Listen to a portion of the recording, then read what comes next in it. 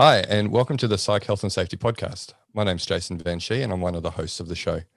The aim of this podcast is to rapidly increase the knowledge and application of psychological health and safety in workplaces worldwide. To help with this, we have regular guests from around the world who are leading the way in this important area. Before I introduce our guest and topic for the day, allow me to introduce my co-host, Joelle Mitchell. How are you today, Joelle? I'm doing well. I've relocated to a bedroom so that my other members of my household don't have to just lock themselves away for the duration of the podcast. So I thought I'd be a little bit more considerate today. So I've got a different painting behind me today. For those who missed episode, which one was it? Number 3, when we were recording with Peter Kelly, we in Perth were put into a snap lockdown on the 31st of January. And so we are recording from our homes. And so if you watch the video afterwards, I have taken over my son's bedroom as a last minute resort because it's the quietest room in the house with 3 kids running amok around. So yes, we are making do, and I'm glad that you're surviving lockdown, Joelle. Thank you. Likewise. Okay, I'd now like to introduce our guest for today, and she's one of Australia's leading experts in psychological health and safety. She's an experienced consultant who bridges the gap between HR and health and safety. And just recently, I worked out that we did our honours year at Murdoch University together. A big Perth lockdown welcome to my fellow alumni and Managing Director of PsychSafe, Dr Rebecca Michalak. Welcome, Rebecca. Hi, everybody. A big hi from sunshiny Perth, I guess, in lockdown, as it turns out. So I'll have to see your offices another time, Jay. Yeah. Rebecca was going to be the first person in our studio in our office, but unfortunately we had to switch to Zoom last minute, as you do. Yeah. But Rebecca, thank you so much for coming on the show. Now, is it true that we did study together, right, in 2003, I believe? We did indeed. It was sort of a bit of a mental flashback, to be quite honest. Honours seems so long ago, 3 degrees ago. So, but yeah, we were in the same, probably slightly different cohort because I took a bit of a break and came back and finished my honours. So, but yeah, look, it proves Perth, 1 degree of separation. You never know who you're speaking to. That's right. Well, thanks so much for joining us today. You're welcome. Thank you for having me. So, Rebecca, tell us, how have you had to adapt to our sudden snap lockdown? Look, I guess it's a little bit funny because for those of us who do a fair bit of work from home anyway, a 5-day lockdown might just be you working on a client project. So it hasn't been that hard. I must admit, I was just getting in my car to go and do weekly grocery shopping when the news broke. So I guess it pays to be in risk management when you've got P2s on standby and a first aid kit with airways in the boot of the car. So yeah, I think, and I'm in a good area where I've got, some scenic neighborhood stuff that I can go and look at if I need to. So I think I've just chosen to look at it as, it's a busy work week, get a whole bunch of stuff done, and hopefully by Friday we've got an update on where we're sitting. Sounds like a healthy approach to take. Is there any other approach? I think rampant alcoholism has probably been suggested by some people. Not recommended though. Yeah. Oh, look, the bread maker's fired up. I've got chocolate supplies. I'm good. Chocolate supplies are always important. So can you tell us a little bit about your professional career to date? Well, I guess, I haven't had what people might describe as being your stock standard kind of safety career. So I actually started out, my first degree was in psychology. So I've been in that psych kind of field for quite some time now. But I started out in ops management, believe it or not, in commercial aquatic centres. So I've always had occupational health and safety as part of my role. In those days, it was more about public safety, water hygiene, chemical safety, manual handling, emergency response kind of stuff. And, you know, I had a very healthy respect for the two 920 kilogram drums of liquefied chlorine gas that we had on site. So I started out in that physical safety kind of space, I guess. And then as I was working through and training up to go into HR, and then moved into HR and then into more senior roles within HR, sort of going via risk management, insurance, workers' comp, industrial relations, employee relations, safety, and a few other things.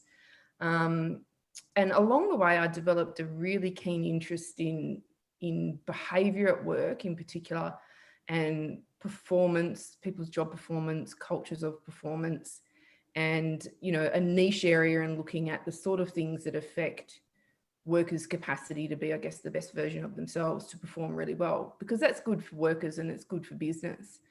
So I've had a variety of in-house roles and decided to branch out after I'd done my PhD and go back into consulting, and PsychSafe was born at that point. And now I'm sort of working in a relatively niche area in psych health and safety, doing expert opinion and advisory work. Quite a strong corporate governance focus. So, you know, rather than being necessarily down at the front line, it's more about looking at risk management, liability, corporate governance implications, business performance, and then cascading that down through the HR and the safety and health lens. Okay, Terrific. so really looking at some of those ideas about how the board actually and the executive have line of sight to the hazards in their business, and whether they've got a sufficient and accurate understanding of how and whether those are being controlled effectively or not. Yeah, so most of my clients are either at the executive level or just pre-executive and have the executive ear. So that's a nice place to be, because it's so crucial to anything you want to change or anything you want to drive an agenda with. You need that level of influence. So, you know, and really, if you don't have either that influence or at least that ear in at that level, it's very difficult to drive the sort of change agendas that I've been particularly interested in. And psych health and safety is my thing. And it's, you know, it's a big thing. It's not a simple silver bullet solution type of issue. So, yeah, I think being able to operate at that level and bring in not only the safety kind of discipline, but bringing in other parts of the organisation. So the two key ones are safety and HR, but there's often, you know, you're tagging into other, even sometimes into logistics sometimes is relevant. So being across the wider business, I think, is really important. Yeah, absolutely. And it's such a critical part of the business to get that engagement with, because if they don't actually have that sound understanding and that recognition of why this is important, then it's really hard to get any meaningful traction. Yeah, absolutely. And I think, you know, if we look at HR, for example, it's long struggled to have a seat at the table, so to speak. You know, safety is pretty similar, and we see things jurisdictionally. There's argy-bargy between the two professions, as we're all probably aware. And, you know, if we get time throughout the session, we might touch on some of the specifics around that. But, you know, I think that having a multidisciplinary approach, that's how I kind of describe what I do. It's multidisciplinary. So it's bringing in HR, psychology, safety, risk management, corporate governance, business management, strategy, and trying to bring it into coherent whole. And I think, again, if we're going to do, you know, make significant progress on the health and safety front, we need it to be coming down from that level. That's not to say that you can't have grassroots projects that will have a, you know, a good localized effect, but you're really looking at ideally having buy-in from the very top and having it cascading through the organisation. That's much more effective. Yeah, so Rebecca, I first came across your work when I read a LinkedIn article that you published towards the end of last year. It was called the No Bystanders Rule, Bull something I can't say on here because we don't want the expletive bit on the podcast. But it's about a culture of voice and psychological safety rhetoric versus reality check. So tell us about this article, what drove you to write it, and what you want everyone to know that came out of that. Look, people who know me well know that I'm pretty down the line, and they also know that I am very much a fan of evidence-based approaches. So I guess that, you know, through my time doing research and trying to bring that to the practice that I do, I have I guess a side element of frustration when I see things being promoted as a good thing and organisations being encouraged to adopt a certain initiative or project or approach to something, when I know full well that any expert in the field, not just me, but, you know, any expert in the field would say, hey, wait a minute, that's actually really not the right way to go about that. That's going to have either no effect, or worse, it's going to have destructive effects that you're not expecting. So I am a big fan of getting bystanders involved in these sorts of issues, particularly around reporting sexual harassment and bullying type behaviours, because part of, if we want to address that, we need people to be willing to come forward and intervene when the behaviours are what I call small. You know, they're not full-fledged bullying or not full-fledged sexual harassment, but they've got the potential to go there. And, you know, so the bystanders are a key group we work with, but there is so much that we need to do organisationally before we start, you know, trying to implement something that is essentially a punitive approach, punishing individuals for not coming forward or not using their voice, so to speak, when if you haven't done all the work you need to do to really build that culture of voice, then you're really just punishing the wrong party, and you're creating even more fear in a group that's already fearful. And that's a key reason why they don't report these sorts of things. So, you know, I mentioned earlier that a lot of these sort of psych health and safety issues are not silver bullet solutions. And to have a professional body, my own professional body, no less, you know, kind of marketing an approach where changing a single word in an employment contract was hailed as a really great idea, without any of the sort of structural supporting mechanisms that an approach like that really requires, I just went, oh my goodness. So Rebecca, for those who haven't read the article and aren't familiar with the case that you're referencing, because we do have an international audience, maybe you could tell us a bit more about that and the response from your professional body that kind of brought you to this point where you felt that you needed to get it down out there. So, I mean, the skinny of that story, I'll leave the organisation unnamed. If you want to Google it, I'm sure you'd be able to find it. But a law firm came forward and professional services firm came forward and said, you know, we've in the media and said, we've made this wonderful big step to change one word in our employment contracts that basically makes it mandatory that if you are aware of sexual harassment and or bullying, anything else that's sort of that ilk occurring, you must report it to the organisation. So they changed the word from should to must, essentially. And they said, this is a really powerful change and this is a really good thing and this will drive people. It places emphasis on how important this is, and kind of went all down that flavour of description. And then the Australian Human Resources Institute picked it up and ran with it and hailed it as a new weapon in, you know, the fight against sexual harassment, and kind of, I guess, proactively advocated for it. The commentary around that particular organisation did make loose reference to having a psychologically safe environment that people feel they can speak up in, but offered absolutely no evidence that they actually had that. And, you know, just taking the word of a couple of senior company reps saying, yeah, we've totally got that voice culture and this is really going to, you know, be the, you know, the cherry on top of the cake of all the other change stuff that we're doing,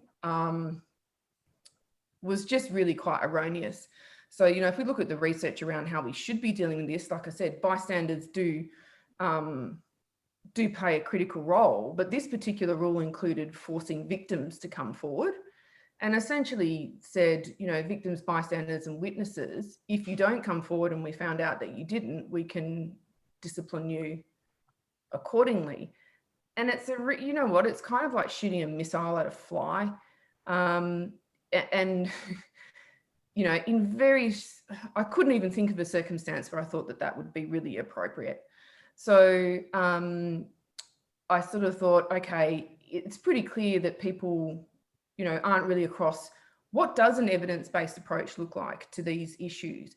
If we're trying to tackle sexual harassment in the workplace, how do we do that, and how do we do it in a way that we think, you know, has a really good chance of working? And that's the entire way that I practice what I do.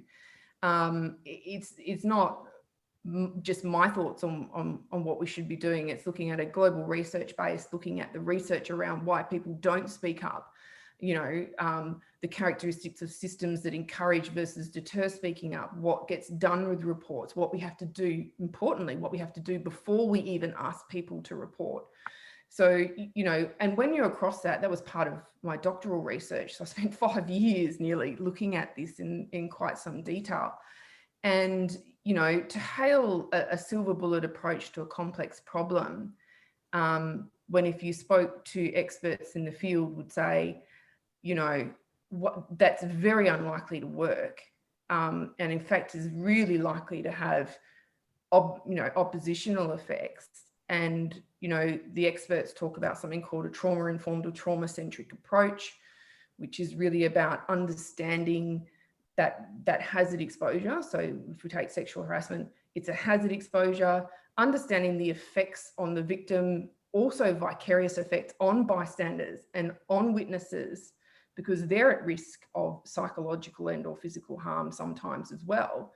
And a trauma-centric approach embeds all of the principles into that, and would specifically say that you cannot force people to report that. You know, having a clinical, you must, compulsory, you know, prescriptive way of dealing with these particular issues is completely counter to what the experts would say is the way to try and encourage people to come forward. So I thought, you know, I'm going to put, you know, fingers to keyboard here and just set a few people straight, and hopefully encourage people to be a little more cautious about, you know, a silver bullet solution being offered for something that is a complex problem.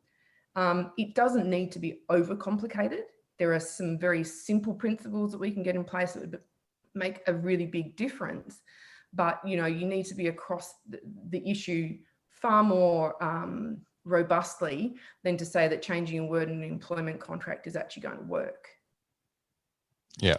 Yeah, article, besides just trying to set a few people straight, was quite practical as well.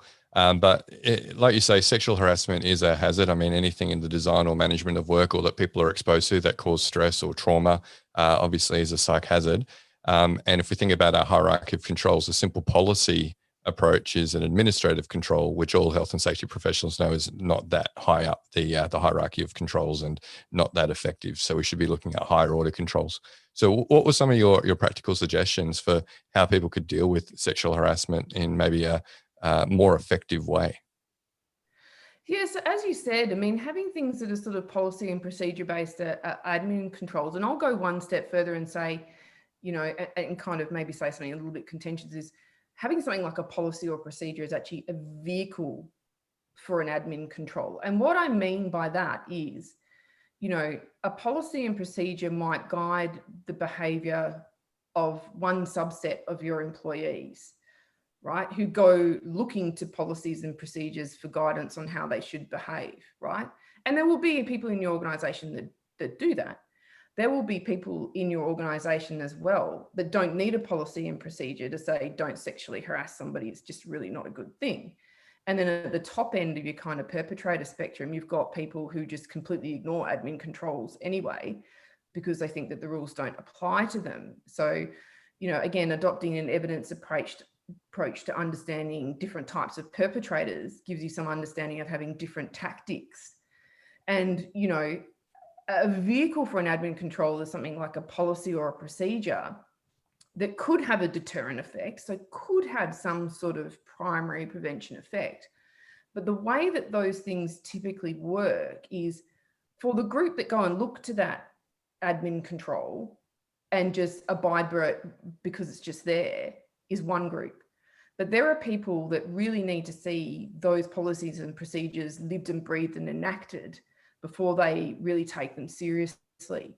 So, you know, and there is a plethora of research that tells us that, you know, the majority of people who do raise a complaint about these sorts of behaviors, it doesn't go well for them, right? So you can have as many zero tolerance policies, procedures, you know, speak up, this, that, the other at an admin control level. Unless they're lived and breathed, they're really just a vehicle for a control, okay? They become a control when they've been enacted and your workers have seen the policy being lived and breathed. Now, the really unfortunate thing about that with this sort of behavior is you need somebody to be sexually harassed. You need them to report. You need that report to be appropriately dealt with, and then the consequences communicated back to staff for the wider group of employees to understand this is not just a piece of paper, it actually really lives and breathes. So I kind of have a fundamental problem with the sort of controls that require a hazard exposure to occur in the first place before they have, you know, effects on more than really what is a small subset of employees who really look to those pieces of paper, you know, those policies to guide their behavior. So again, it's a very narrow-minded kind of approach, and it's the fourth tier. So we know that admin controls are second from the bottom for least effective in terms of risk management. And so some of the things I wanted people to start considering is, well, how do you actually primary prevent this? And, you know, and I can go into a few of those things, but even if you're looking at admin controls, how do you actually get an admin control correct? You know, and that takes a lot of work in and of itself. But, you know, there was sort of nothing around looking at individual propensity to sexually harass. Okay, there are certain individuals that are just more prone to engaging in that behavior. And if you can prevent those people from coming into your organization in the first place, or into the scope of where your workers might be affected, given Australian model law, we're looking at, you know, sexual harassment may occur by a co-worker, but it might also be a client or a customer or a member of the public, whatever it is. And your obligations on this front extend to those other groups as well. So, you know, what are you doing to try and make sure that you don't get the type of people that engage in those behaviors in your organization in the first place? Because that's really an elimination strategy. Okay. And so, you know, I see organizations that invest a lot of money in, say, psych profiling. They do psychometric testing when they bring workers in. They test for things like cognitive style and problem solving capacity and, you know, creative thinking and, you know, different tendencies like that, which we know through the research can be associated with job performance. And so if you're looking at sort of person job fit, that's a good way of, you know, adding to your recruitment toolkit. But then they don't screen for, you know, a range of personality traits that are associated with, you know, a proneness to these sorts of behaviors. And so I kind of went, you know, we're really not talking about primary prevention here. We're just talking about, at best, an admin control, probably only a vehicle for a control, and then throwing in an EAP on the back end of that and saying it's all about your individual level PPE, your ability to cope with it. So I really wanted to push the thinking away from, you know, let's sit in the admin control space and start getting organisations and people, HR and safety professionals, thinking about there are actually ways we can primary prevent this. Having a policy is not really going to cut it there. And, you know, how do we get more into that green space, primary prevention space, instead of early intervention, post-hazard exposure stuff? Yeah, that's some really good commentary, Rebecca. And for anyone who hasn't read the article, it's worthwhile going to Rebecca's LinkedIn profile and finding the article. It's a good 20-minute read, so set yourself a bit of time. Rebecca had a lot to get off her chest that day, obviously. But some very good observations and a really good reality check, I do believe, for organisations who are, you know, trying to solve a lot of these psych hazards just by policy.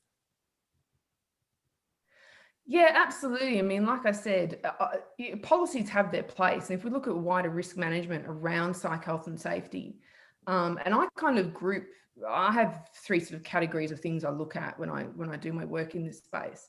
I look at hazards that are associated with the work that people do, which are really about job design. So the work that they do and how much they do of it.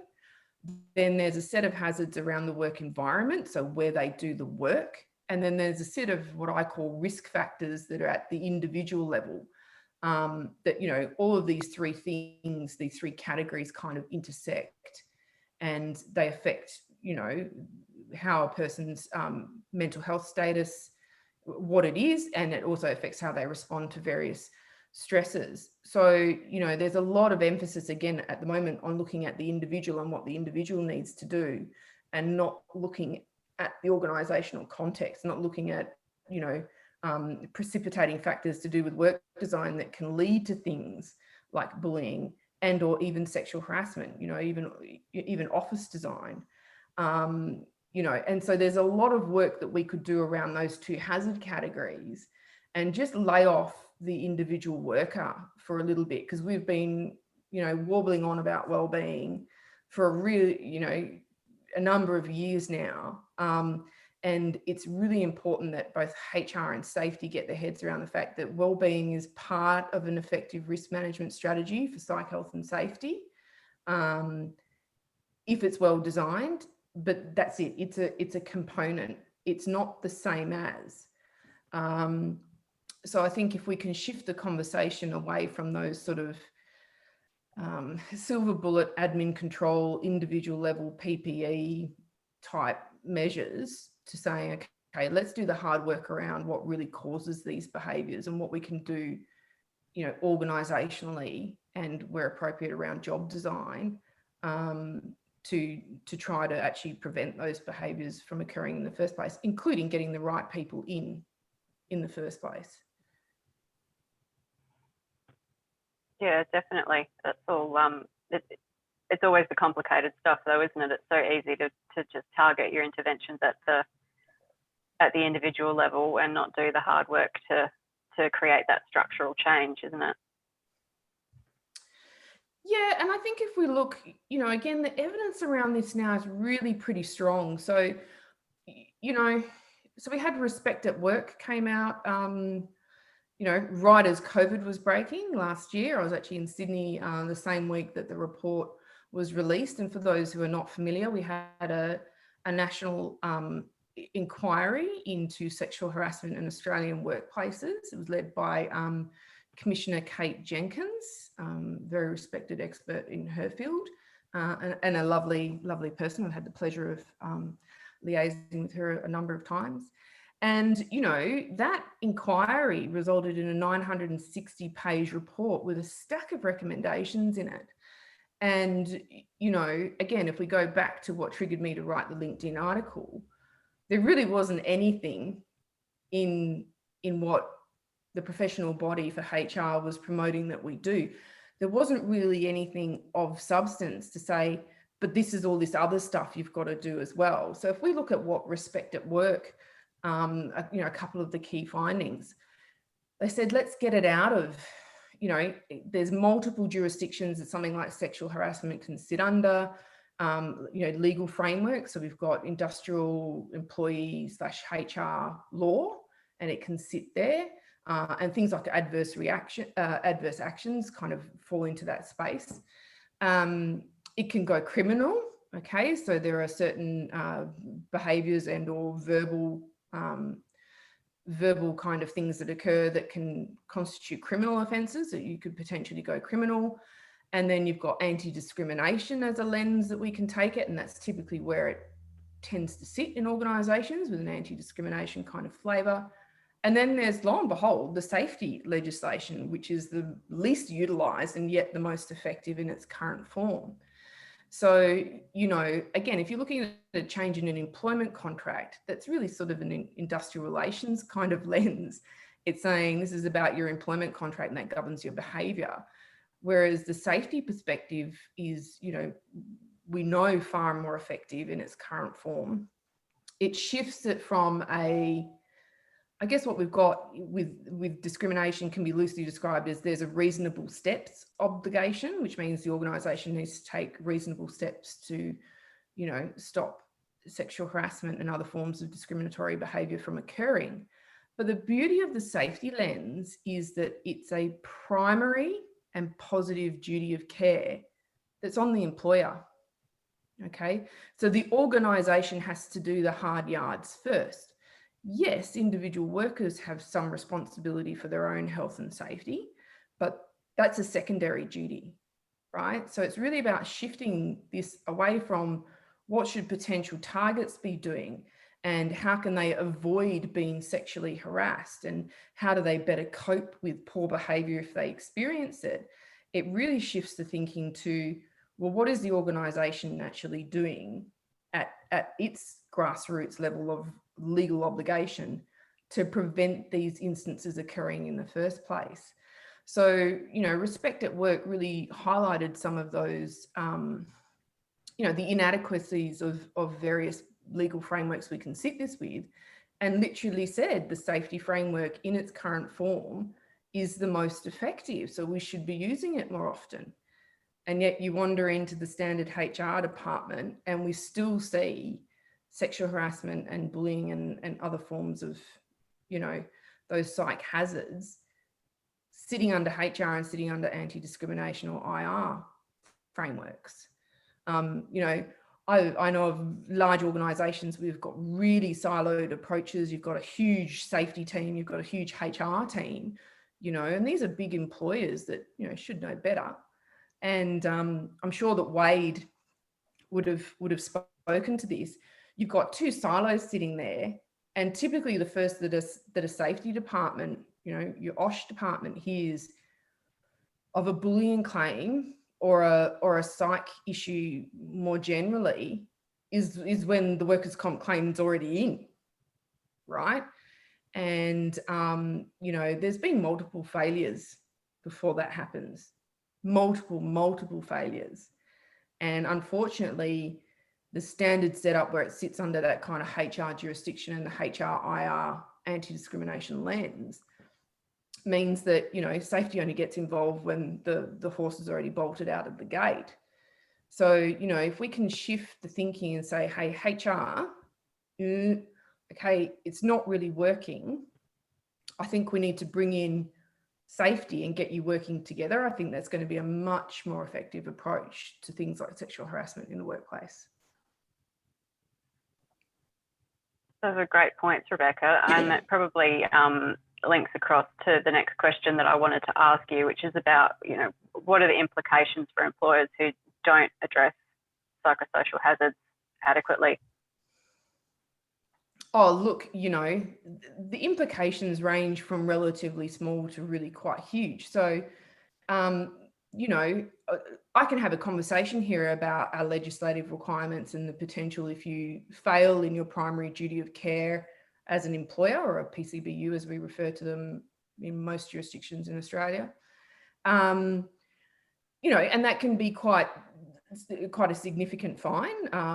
We've got Queensland, we've got $10 million for a category 1, offence. We've got industrial manslaughter, so on and so forth has been brought in. We've got in Victoria, I believe they've gone as far as $16 million. So, your really top level safety offences can result in quite significant fines. But, how significant they are really depends on the balance sheet of the PCBU or the organisation. So we have issues around insurance. So there's still, in many jurisdictions, you're able to insure against those regulatory fines.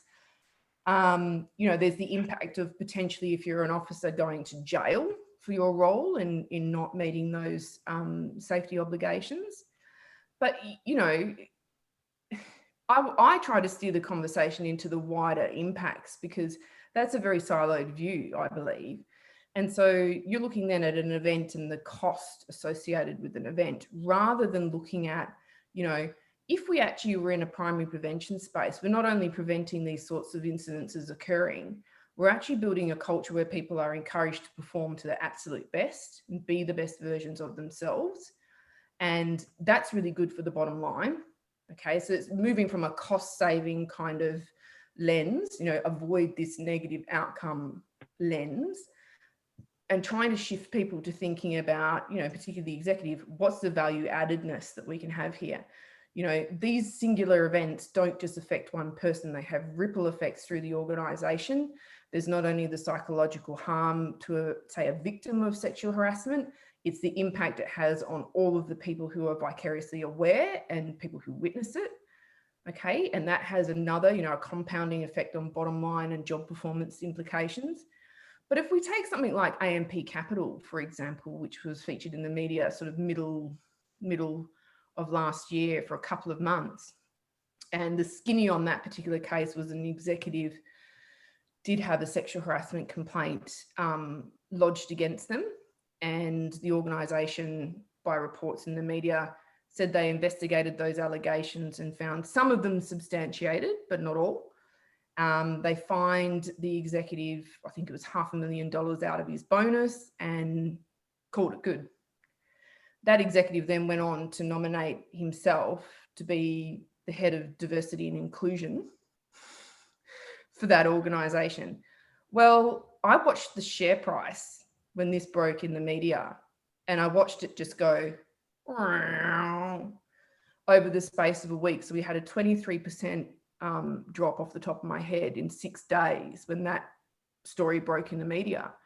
And I think the final result that I saw the last time somebody did the numbers on it was that it wiped $2.3 billion off their bottom line. Like, you've got your safety fine sitting over here somewhere, but your shareholders are not going to be happy about that sort of stuff. So, you know, and it's the fact that they were in the media for all the wrong reasons for a number of weeks. And so when I have conversations with executives and managers around this, you know, we can talk about what the immediate safety, you know, regulatory kind of impacts might be, but you're looking at ripple effects on workers, and they are humans, you know, they are brothers, sisters, mothers, fathers, cousins, friends, colleagues, you know, and nobody likes to see, unless you're a very disturbed individual yourself, you know, not many workers like to see that sort of stuff going on. They don't like to see the effects that it has on the victims, the targets of that behaviour. And then, you know, there's the implications wider into our mental, you know, we've got mental health problems in Australia. They are growing. And this is beyond what we know in safety. We know the psych injury trends are pretty horrendous. We know that what we're doing in that space isn't working. But then it's the wider effects. And then you look at, if you wanted to really bring it up to corporate governance level, not many organisations can really say, we're happy to have $2.3 billion wiped off our bottom line, right? So there's a bigger conversation around the impacts. It's not just about the individual person that gets mentally damaged. It's about everything else that goes with it. So if we can primarily prevent these issues, it's not just good for the people who don't end up experiencing the behaviour, it's good for everybody, including the business. Fantastic points, Rebecca. And that leads me to then look at the hopeful, aspirational future state. What would you hope for the adoption of psychological health and safety in workplaces? Look, I have big hopes and dreams for this. A couple of key points I'd like to mention here. I think one of the first things that's a must do is we need to be big enough, and that means the professionals working in this space, it means businesses, it means a whole range of parties. We need to be big enough to acknowledge that what we have been doing in this space is not working. Like, it's just not working. All of the evidence tells us it's not working. Once you've recognized that, you can set about the change journey of what do we need to do, new, better, different. Now, I think that my observation sitting across two primary professions of safety, you know, occupational health and safety and HR is that there are a lot of things that have been occurring in HR that are ineffective, and HR has a key role to play here in owning those mistakes and being willing to, you know, reflect and be critical of its own, you know, the profession in and of itself and people within it, and saying that we commit to learning and to engaging with other professions that can give us guidance in this space. And as Wade would have said, you know, collaborating between the key professions being safety and HR. So there's that, you know, recognize we've got a problem, get the key parties involved in that problem to critically reflect, and then bring together the expertise that we need. I'd like to see it shift from the sort of what we seem to be in the space of now, where people are more aware. So people have a higher awareness around, you know, worker mental health and things like that, but really shifting beyond awareness to action. So there is a lot of talk, a lot of awareness. We're thin on the ground with actually doing something about it. And when we're doing something about it, we need to shift from reacting to what we're seeing going on to getting into that space where we're preempting, predicting, and preventing, right? A couple of other key things that need to happen. And it was highlighted in the Respect at Work report. So anybody who wants to Google that and get their heads across the 960 pages, go for your life. But interregulatory cooperation. So we've seen, and I mentioned this briefly before, there are a couple of legal frameworks in Australia that sexual harassment can sit under. And we've had this going on, you know, where it's like, oh, you know, that was actually a sexual assault. That's a criminal matter. Get it out of the organisation. Victim, you need to go to the police, and the organisation tries to wash its hands of it. The reality is, whether it is also a criminal matter, whether it is also an IR matter, whether it is also an anti-discrimination matter, it will always be a safety matter. All right. And the fact that a victim could pursue one of those other legal avenues does not negate your primary duty of care to have ideally prevented these behaviours from occurring in the first place. So you can't wash your hands of it. So we need to hone in on the safety lens, and we need to bring the regulators of those various legal frameworks together and get them working together. So for example, I've got a client project in New South Wales at the moment where, to my knowledge, we've established the first MOU, a memorandum of understanding, between a particular profession's regulatory body that looks after their professional conduct. And there's an emphasis in the project on poor personal conduct, which includes sexual harassment, discrimination, and bullying, all psych hazards.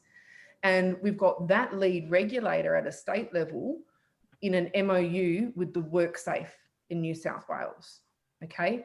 The next steps in that is getting, you know, the likes of the Fair Work Commission to also jump on that sort of MOU arrangement. So, you know, it's mind-boggling to me that somebody could go to Fair Work, for example, and get a stop bullying order issued, which essentially tests to quite a high level of evidence that bullying has occurred in that workplace, but then that there isn't an automatic system for tipping off WorkSafe in that jurisdiction. So, you know, and the same thing with anti-discrimination. A person can lodge a sexual harassment claim in anti-discrimination, but it doesn't necessarily trigger anything else, right? So the more loopholes that we kind of close, and the more cooperation and getting those regulators together and working together and exchanging information, I think will really get people thinking about whether they want to actually engage in that behaviour or not. Okay. What else? I think I'd just love to see, whether it's HR, safety, whatever, a better evidence-based approach to this. There is a lot of stuff kicking around out there. Consultants are notorious for it. They come up with some sort of, I don't know, measure or cultural survey, whatever it is, some tool, some product that they're selling. And I would encourage anybody who's going down this pathway, the thinking, you know, we might get some experts in, be really clear on what an expert looks like. And be really clear on what an evidence-based approach looks like. Because you might find when you actually take that view that there's some stuff you wouldn't have even considered doing that should be highly effective. There's stuff you were thinking of doing that you really shouldn't do. And the only way you're really going to come up with that is to get the experts in and go with that evidence-based approach.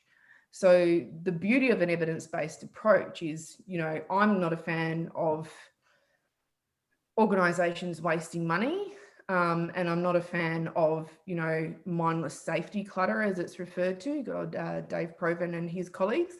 I would rather have less risk management measures in place and have highly effective ones than having 200 or 300 or 400 measures that all cost money and time and everything else, and then really make no contribution to safety outcomes, right? So I think evidence-based approach with, less is more and do quality stuff and get bang for your buck, rather than actually, going on these wild goose chases around changing a single word in your employment contract and not doing anything else. You paint a pretty grand vision of the future, Rebecca. Yeah, sorry, Joelle, you're going to add something. Yeah, I was just going to say, Rebecca, the lack of evidence-based practice, I think, is one of my pet peeves, I guess, and I sort of share your frustrations where, you see all of this money being spent on something, and you can look at the research or lack of research sitting behind it, and it's just so frustrating, because you can see this money being spent on something that doesn't have very much likelihood of actually succeeding, and that there are other things that do actually have evidence behind them that will work.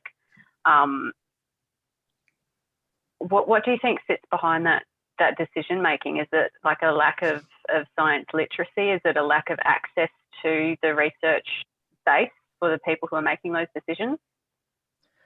Look, again, I think a range of factors are at play there.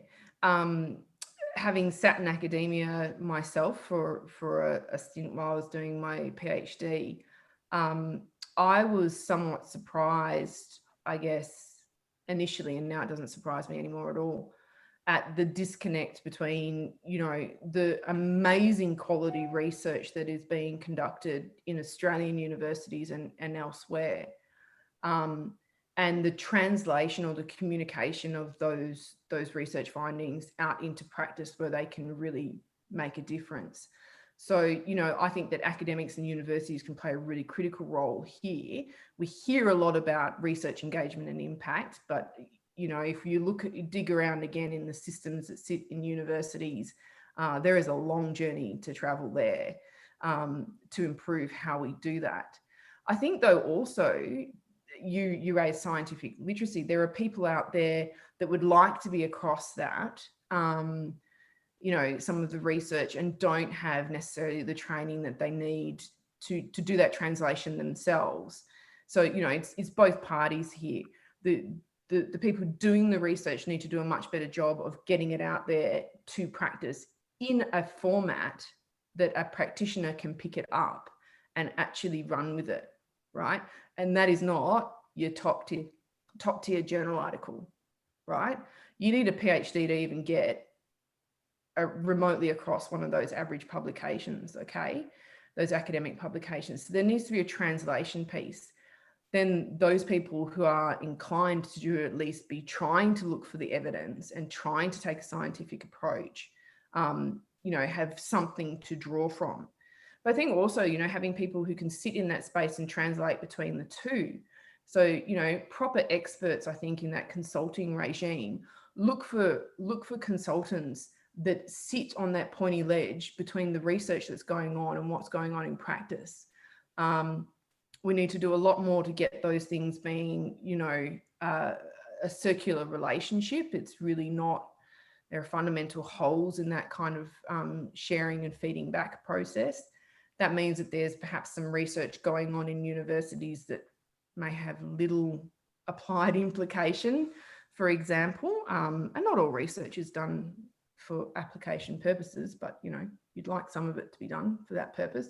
So, we need industry to be going to the universities and encouraging them, saying, we've got this problem, dissect it, look at it, analyze it, tell us what we need to do with it. So that requires industry to be, willing to recognize and looking at the problems and going to the research and saying, can you help us with this? I think at an individual level, if you're a practitioner, I mean, if we look at the safety profession, historically, it has been very, very much emphasising physical safety. I think the profession has shown great maturity in recognising in the last couple of years that psych health and safety is here to stay. It's a growing concern. It's definitely under the remit of safety professionals. And there seems to be a willingness and commitment to upskilling that profession and closing those competency gaps. I'd put a word of caution there. I think that HR could really help if we had a collaboration going on between the two different professions. I think there's a lot of scope there for, you know, each side's competency gaps to start filling each other, if that makes sense. Which means not every person needs to have all of the competence. They just need to know where they can go to access that information. But, you know, be careful who you assume has that competence. So I think that HR has been assumed to be all across good job design, you know, good cultures. Dig a little further than that, because, you know, I've certainly seen within my own profession people who are not across that anywhere like they should be. So, you know, this is a space that not only safety needs to gear up in, and I think they're aware of that and they're already making progress in those competency gaps. It's a space that HR needs to upskill in. They need to recognise that this is, you know, HR is not safety, safety is not HR. They're two unique disciplines that need to respect their differences, but recognise where they can work together and where they might overlap. So yeah, absolutely. Getting into that evidence base and caring and sharing across those what are currently typically pretty siloed approaches. That discussion around competence leads in nicely to what I wanted to ask you next, Rebecca, and that is with ISO 45003 having a whole section on developing competence. What should health and safety practitioners or HR practitioners look for in a training program to upskill them and build competence in psych health and safety? Look, again, I think there's so many products out there. I would be saying take an evidence-based approach to picking those training programs. So, you know, again, look at the person who's undertaking the training or facilitating the training and go, you know, they call themselves an expert or they're referred to as an expert. What actually sits behind that? And have a bit of a dig around there. You know, various bodies, so the professional bodies are starting to step up in this place. And so they're a good starting point is, you know, the Australian Institute of Health and Safety, for example, has really, you know, last year, pre-COVID, the 12 months before COVID, really was honing in on psych health and safety and really driving that CPD agenda in the profession. I think that the regulatory bodies are also doing it. Like just the other 48 hours ago, we had a new 2-page guidance fact sheet published by Safe Work Australia on managing and preventing sexual harassment in small businesses. So, you know, there's some resources around that. But I mean, for example, we run training. We've been running risk management workshops attached to a number of the safety conferences that have been pretty well subscribed. You know, and my approach to the training is probably not for the faint-hearted. It's, you know, it requires that capacity for critical self-reflection. But, you know, and what we do is we provide a safe space for safety and HR practitioners to come and recognise their competency gaps and then start doing some stuff to fill them up. But it's about, you know, passing on training material and information that is evidence-based, not just Rebecca thinks X, Y, Z. You know, let's look at what the global research base does. Let's look at projects where are adopting these principles. Are they working? How are they working? How well are they working? What are the ROIs on it? So, you know, when I run training workshops, some of them are pitched at, you know, around the fundamentals, which is more about information sharing. But the, you know, the 3 sort of day workshops are really around, you know, get your head around the evidence, get your head around some stuff that will help you do this, you know, in an applied fashion in your organization. And then how do you actually go about running such a change management agenda?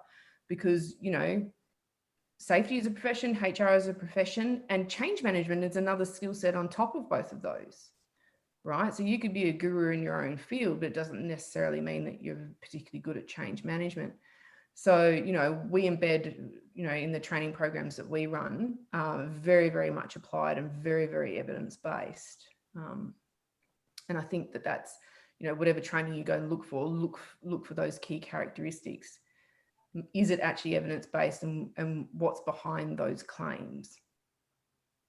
Yeah, no, they're all good things to look out for. And yeah, Rebecca, you come highly regarded from a number of people. When we said we were going to start this podcast, I said, "Oh, you've got to get Dr Beck on."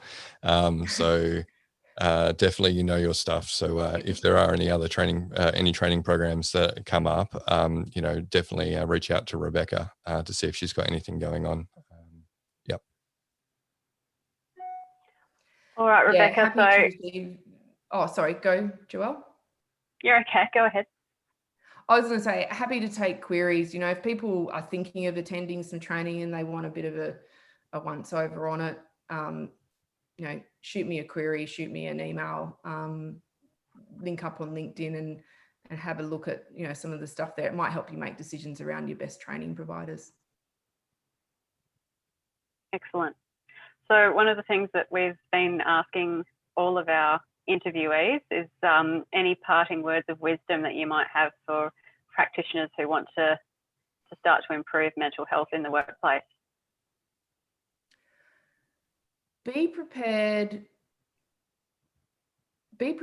for an evidence-based journey that's probably going to require recognition that some of the stuff you've been doing in the past doesn't work, and that's okay. Be comfortable with recognizing that. And while there's no silver bullet solutions, let's avoid overcomplicating things. I think when people find, I've emphasized that there's no silver bullet solutions, but there are some key principles that are relatively straightforward to get in place. And, sometimes when things that just seem too complicated, people don't even want to start. So I would summarize that all up in make a decision to start and start doing something. So, move on from thinking about it, reflecting, being aware that there's a problem, and start getting an action plan in place.